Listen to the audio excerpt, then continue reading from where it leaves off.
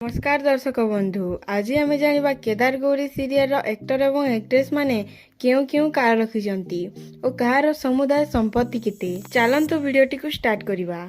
नाम पीयूष बयस है 28 वर्ष तांको समुदाय संपत्ति है 32 लाख टंका एवं से महिंद्रा XUV 700 कार रखिछंती और कार रो दाम है 14,50,000 टंका।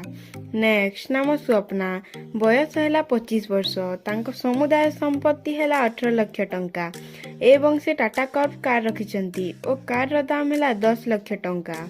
नेक्स्ट नाम चंदन बयस है 30 वर्ष तांको समुदाय संपत्ति है 22 लाख टंका एवं से मारुति सुजुकी ब्रेजा कार रखिछंती और कार रो दाम है 8,70,000 टंका।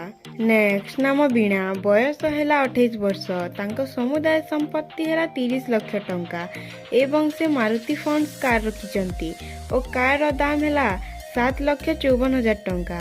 नेक्स्ट नाम माधवी बयस है 35 वर्ष तांको समुदाय संपत्ति है 12 लाख टंका एवं से टाटा पंच कार रखिछंती और कार रो दाम है 6,20,000 टंका।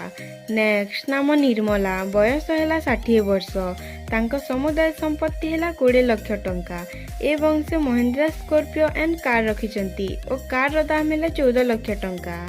नेक्स्ट नाम विक्रम बयस है 45 वर्ष तांको समुदाय संपत्ति है 15 लाख टंका एवं से किया सोनेट कार रखिछंती और कार रो दाम है 8 लाख टंका।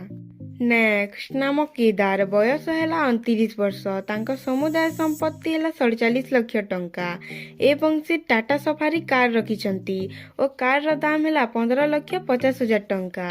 नेक्स्ट नाम गौरी बयस है 27 वर्ष तांको समुदाय संपत्ति है 33 लाख टंका एवं से महिंद्रा मारार्जो कार रखिछंती और कार रो दाम है 14,60,000 टंका। भिडियोटी जदि भल लगी गोटे लाइक कर चैनल को सब्सक्राइब करेंगे। धन्यवाद।